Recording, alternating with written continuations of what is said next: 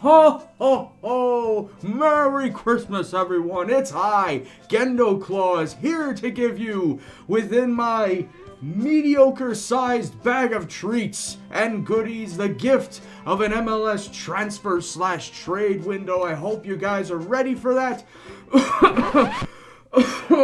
I'm breathing in the cotton. I'm breathing that in. We're not going to wear that the entire time. Whew, because I'm going to suffocate underneath that. So, that was nice. Let's get into it.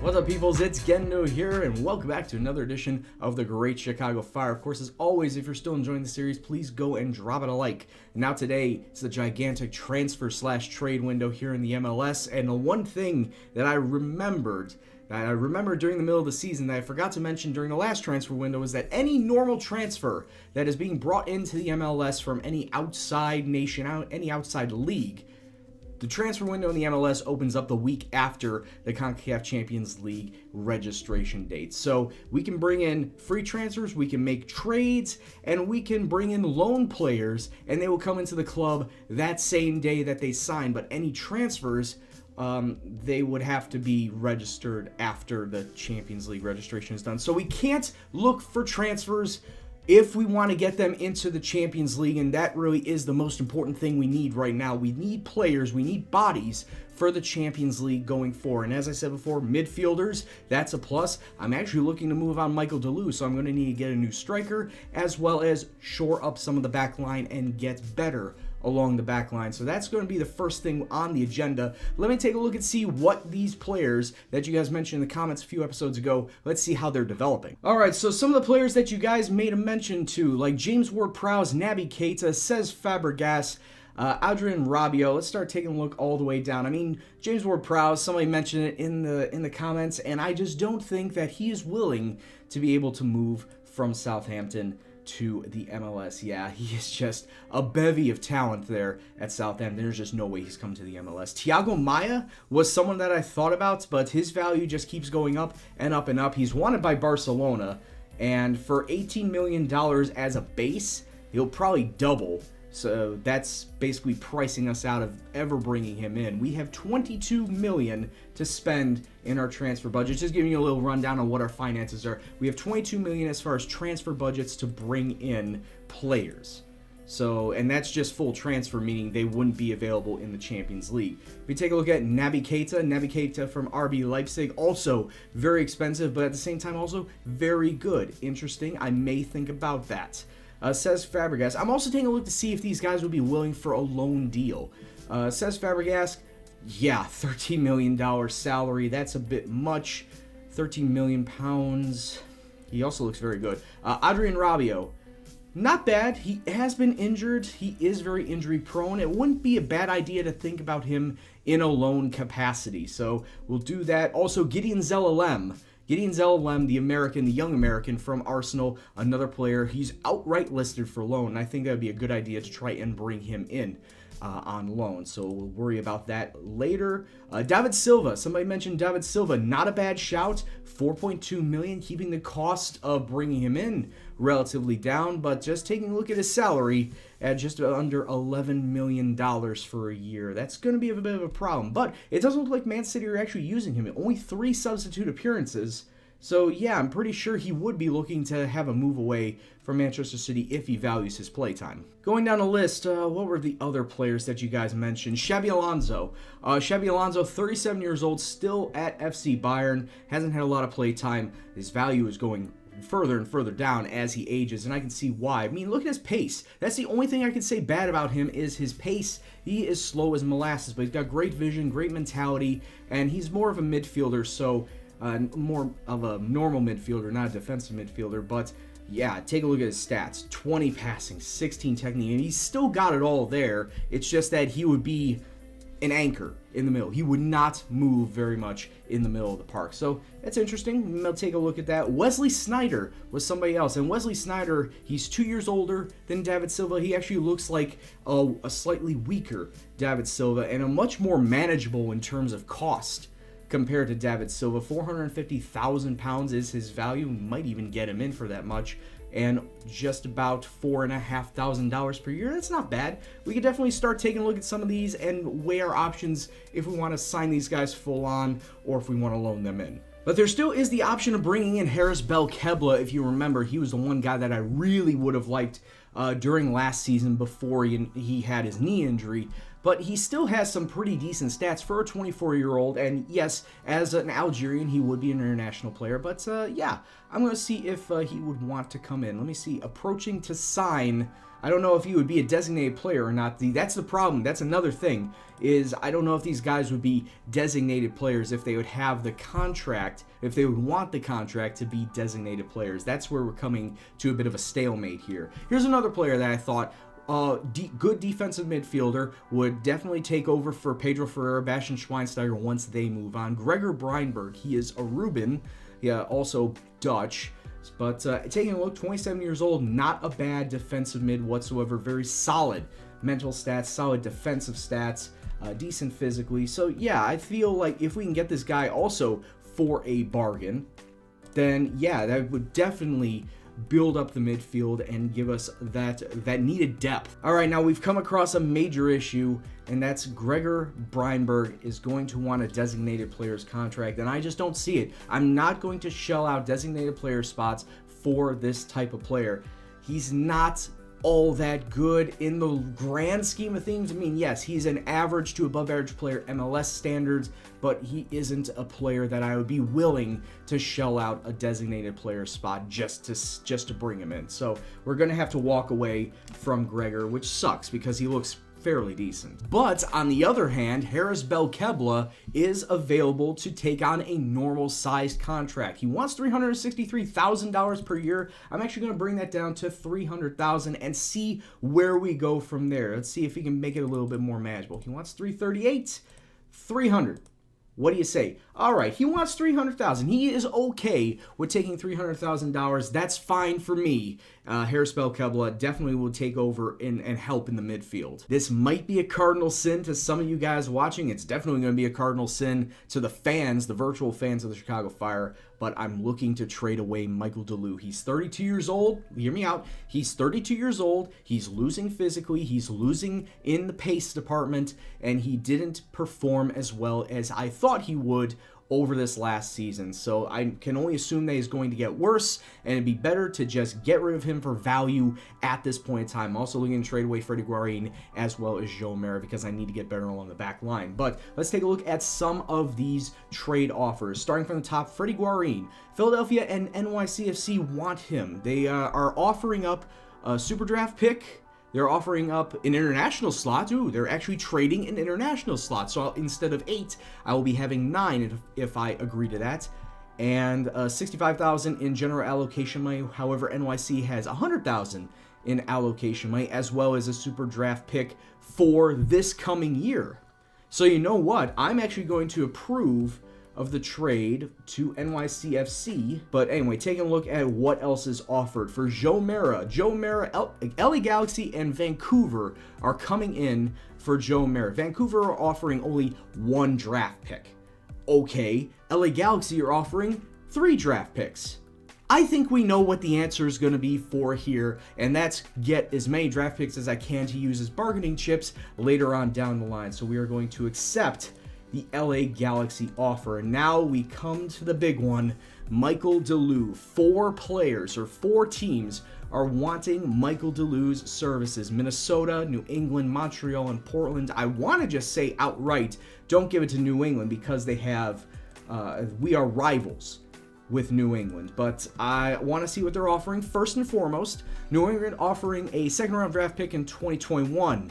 A draft pick in 2019 and $170,000 allocation money. Minnesota offering a draft pick in 2020 and 2021 and $200,000 in allocation money. And then Montreal have a draft pick in 2020 and 2019, an international slot. So they're giving us another international slot, which will bump me up to 10 for the next 2 years.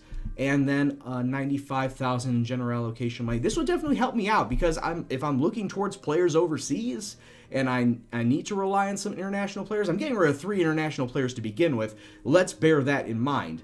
But to have the ability to have 10 international players on my roster for the next 2 years, you know what? I might as well do that. I might as well bring in as many international players as I possibly can if I can't find any in the MLS. So let's do that. We are going to trade for Montreal and pick up all of those draft picks as well as international slots. So that's how everything is going to lay out. Guarin wants to discuss personal matters. Unfortunately, I'm sorry, my man. We're gonna let you go. New York City, the trade is going ahead. Except Galaxy, that's going ahead. Montreal, that's going ahead. So bye-bye Guarin, Joe Mara, and of course Michael Deleu. But now we need to figure out how to replace these guys. So go me, and didn't realize that I didn't have my camera running for 3 transfers really, going over my thought process over trying to bring these players in. So I'm going to have to go back and show you exactly what I did and who I'm trying to sign. Trotta, Marcelo Trotta, he is going to be a striker. He is basically reminds me of Christian Ramirez as far as the stats that I can see, and that's basically all I need as far as a backup player.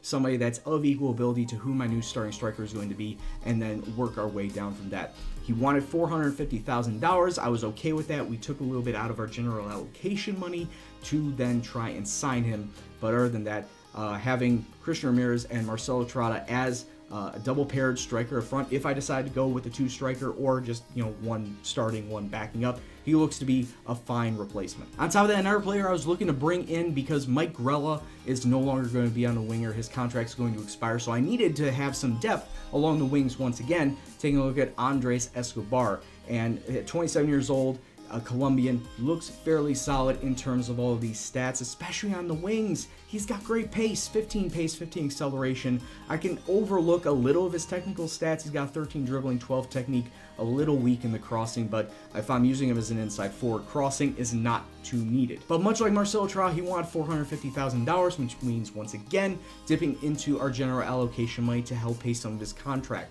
He accepted that, and now we just need to wait for the finalizations. Now this kid, I can't really remember if I caught it on camera, if I showed it to you or not. Andre Hurtado, coming from the Colombian team called Santa Fe, and at 18 years old looks fairly solid. Just take a look at some of his stats, his technical abilities. Look at that. 15 first touch, 17 technique. Got great pace, great physicality stats too. So we officially have loaned him in for the upcoming season. He looks to go everywhere. He looks to go only upwards, and that's all I'm looking for. Somebody that's young, that can develop extremely well. Now this is a guy who looks to check off 2 boxes in center back and defensive mid if he so desires, if we need him to play in either of those positions. Giuseppe Belushi, he's 29 years old. He's being courted by Sheffield Wednesday and AFC Wimbledon right now, but I think that as far as the MLS goes, he's well suited for this type of league. Look at some of these stats. 15 marking, 15 tackling, 12 positioning, yeah, that's fine, but physically, both pace and in strength and skill, he looks fairly good. So I'm going to try and take a punt on him. And like I said, he's also a free agent. It means he would come right in if he accepts a contract. But what are his wage demands is the problem. He wants to play center back, so that's fine. We can definitely play him at center back. But I'm just scared on what type of wages he is looking forward to getting paid. Oh, $438,000. Yes, we can definitely bring him down to under $400,000 and not have to pay anything out of general allocation money. Come on, man. Do me a solid here. $375,000 for the next 3 years. Normal contract. No designated player. See, I'm getting in all these decent players without having to use up a designated player contract just in case we try and land a big fish. And officially, Andres Escobar is coming into the club, so there you go. Going to have him in a Chicago Fire shirt, and he doesn't look that bad. In fact, he looks very comparable to Kevin Molino. Now, if I sit them side by side, him and Kevin Molino has better attacking, better vision, but Andres Escobar can definitely get the ball back. He can win the ball back. He's better defensively. He's more of an all-around winger, which is okay because, like I said before, only going to be using him as a backup, starting here and there just to give the other guys some rest, but overall, not a bad pickup. Nothing to report on from the waiver draft. Crickets. Not picking anybody. And officially now, Marcelo Trotta is coming into the club. Chicago Fire, welcome your new Italian backup. Now here's a guy that I was thinking of, if we can't go after Gregor Breinberg, I was taking a look at this guy, Armin Bacinovic, or that could be Bacinovic. We don't know what the accents are, but Armin looks fairly decent, 29-year-old Slovenian. Taking a look, he can play both defensive mid and center mid. The only place that I am a little worried about is his marking. If I want to play him more as a defensive mid, then the marking is going to need to be on the higher end, between 8 and 11. But his passing is pretty decent, 15 passing, 11 technique, decent first touch as well. His mentals are okay. Physically, looks fairly solid, so it may not be that bad to take a punt on him, but I want to scout him a little bit more, see what his polygon's going to look like before actually making a contract offer. And it doesn't look like anybody's going after him right now, so I can afford to wait a bit. And of course, now the next new signing, Harris Belkebla. Hopefully he doesn't break his damn leg when he's with us, and he continues to regain his development here with the Chicago Fire. Because like I said, before he broke his damn leg, he had better physicals, better speed, better technical abilities. Hopefully he can regain those when training here. And now Giuseppe Belushi is going to come into the club, and I'm really sorry about that bad Italian accent. But anyway, Giuseppe coming into the club, center back / defensive mid, covering 2 bases at once. So that helps out a lot in trying to figure out who I need left in this squad. I think I made a really good pick. He looks damn fine. Look at that. Alright, so this must be programmed in automatically, because this is the 3rd season in a row that it has done this, and the salary cap has moved up once again. It's gone up from $4.03 million to $4.23 million, so expect it every single offseason to go up $200,000 if you decide to take on MLS Save, which I mean is good for us. I mean, it's good for us that are trying to bring in players, and we have extra money to play with, but also the thing you got to realize here is that your senior minimum salaries and your reserve player salaries also go up. I guess that's inflation. It's simulating inflation. Let me do some math here, because I'm just realizing that my salary right now is $3.4 million, but I have 7 players that are out. And a lot of these players that are out are big hitters. So let me do a little bit of math, and then I'll get back to you what my actual salary would be if all these guys were in. $6.1 million. Oh my God. I have made a grave mistake. $6.1 million if I had everybody signed up to play in the MLS. Okay, I guess it's time to use every single bit of my general allocation money to lower these wages down, to lower it in such a way that I won't get that much of a hit on the salary cap, but even then, I'm still getting rid of players. Oh, Brian. Alright, so I used the general allocation money like it's supposed to be used for and brought down everyone's salaries to try and lessen the blow of these incoming players and what they're doing to us. But we're at 2.5 right now, and going by my math, we have an extra 2.7 million coming into the squad. So adding the 2.7 million to the 2.5, that's 5.2 million in salary. We still need to offload $1 million worth of players, and I'm not looking forward to it, because that means that we're going to be getting rid of a lot of players during this draft. I'm not happy. I mean, I didn't realize how much I was actually spending on these players, and I had it in my head. It's like, Brian, you should probably loan. That's in your best interest, so you don't have to pay these full wages. But I didn't listen to myself.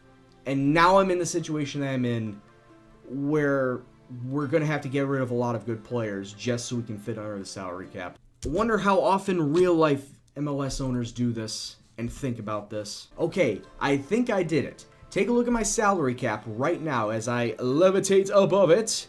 This is what we have going on right now. I used up every single bit of my general allocation money. I traded draft picks to get in more general allocation money to bring this down.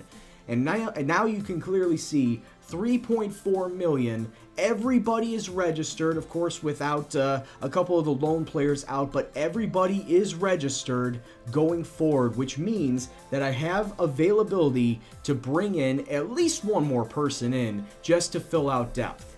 Great for me, but god damn, this was such a mind meld.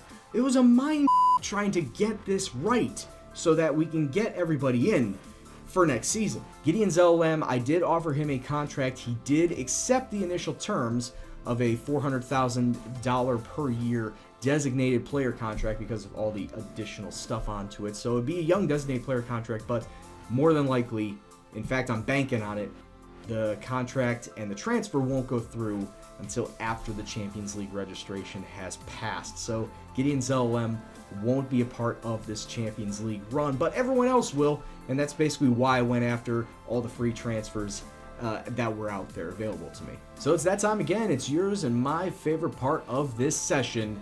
It's the MLS Super Draft, and we have ourselves 5 draft picks. Believe me, I didn't want to have this many draft picks in the first place. We originally had 9, thanks to all the trades that I made at the very start of this episode, and then traded them out to get general allocation to bring the overall monies that was paying out the players under the salary cap, so I can then have everybody available.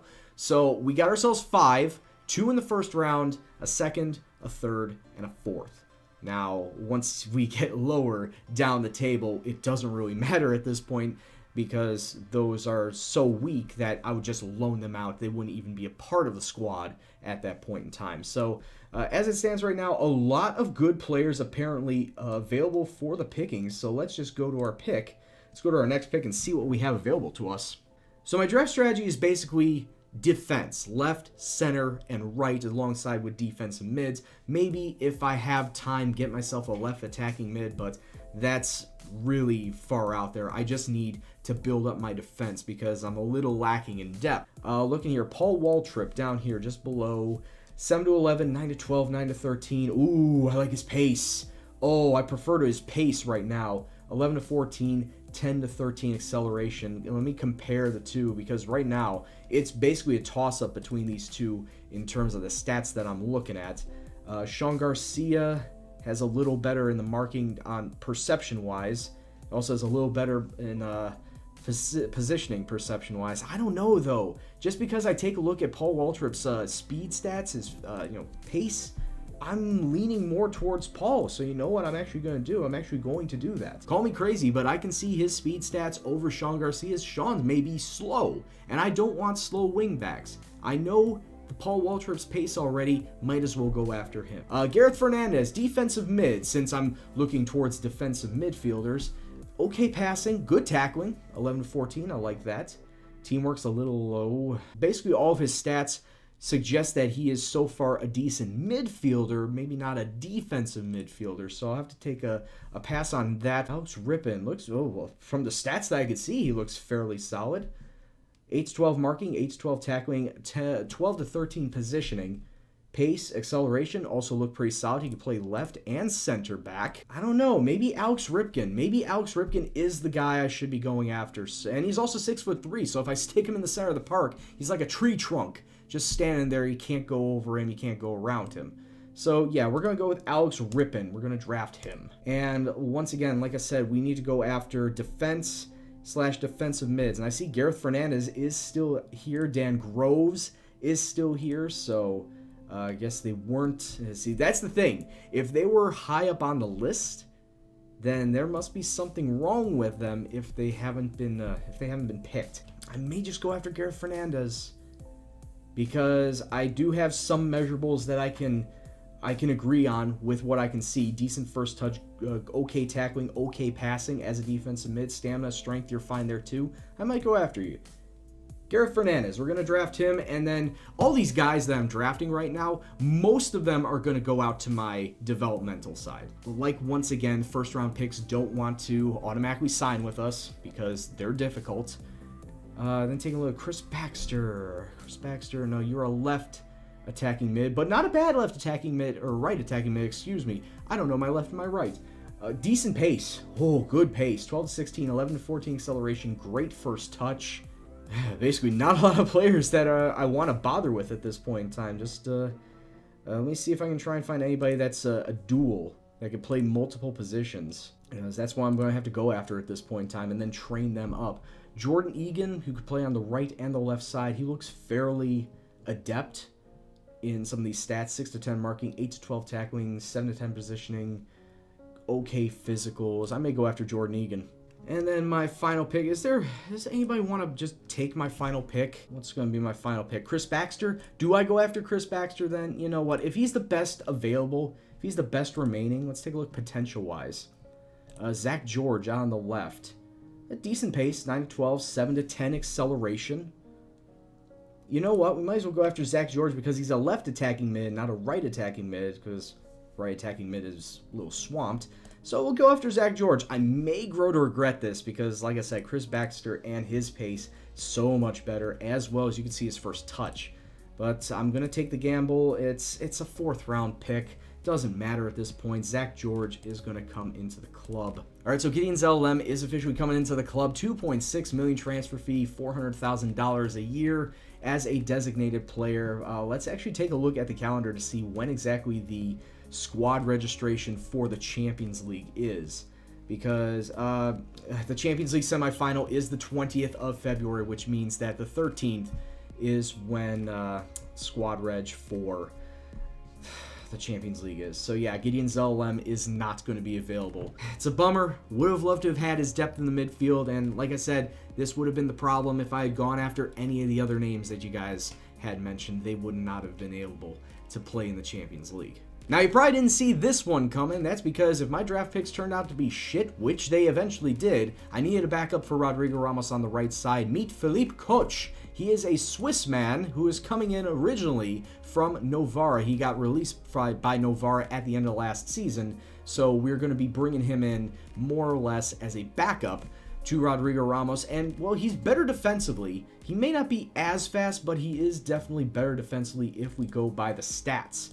Taking a look at the polygon, the dark green, as you can see, is Philippe Koch, and the light green, or the cyan color, is Rodrigo Ramos. So yeah, Ramos faster, better vision, better attacking, but that's because I'm utilizing him as a complete wingback. Philippe Koch more so as a defensive fullback. Okay, I just want to point out something that I didn't account for, in that it says right here, CONCACAF Champions League squad registration the same day as Gideon Zelalem joining Chicago. Now, I didn't think, when I read that initially, I thought that said that that was our first match.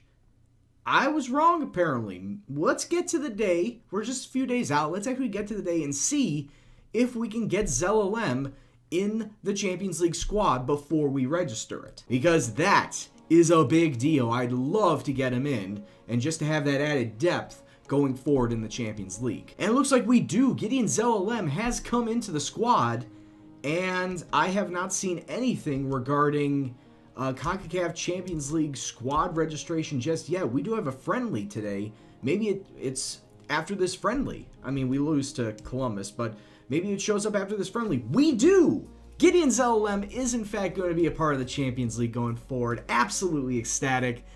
Oh, that means a lot of depth in the midfield, and hell, we need it, because apparently Harris Belkebla likes to still get himself some niggling injuries, as was shown in the friendlies that we had. And it looks like going forward, we're going to have a full boat squad. 30 players allowed, 30 players registered. We're not going to sign up 2 in either Jordan Egan or Logan Emery. That's about it. Those players are not going to be a part of this because I'm going to try and loan them out, so they are not even going to be a part of the squad anyway. So confirm the selection. We are going to have everybody, aside from George and Egan, of course, being a part of the Champions League. So I got a plethora of players to choose from. And on that bombshell, it now takes us to the first leg of the quarterfinal matchup versus Montreal Impact, which of course will take place in the next episode. As far as this episode goes, I'd like to thank you all very much for watching. And once again, thank you all very much for all those transfer ideas. Hey, I didn't know that the window would open on the same exact day as the Champions League squad registration. Hey, we at least got one person in Gideon Zelalem, and I think he'll do well enough for this team, both in the Champions League and in the MLS itself. But hey, only time will tell, right? But anyway, thank you very much for watching once again. If you like what you saw, go and hit that like button. Let me know if you're still interested in the series. And of course, subscribe if you are new. Any comments, suggestions, questions, anything else at all, please leave in the comment box below. But as always, guys, this is Gendo, and I'll see you in the next video. Have yourself a Merry Christmas. Take care, and peace out.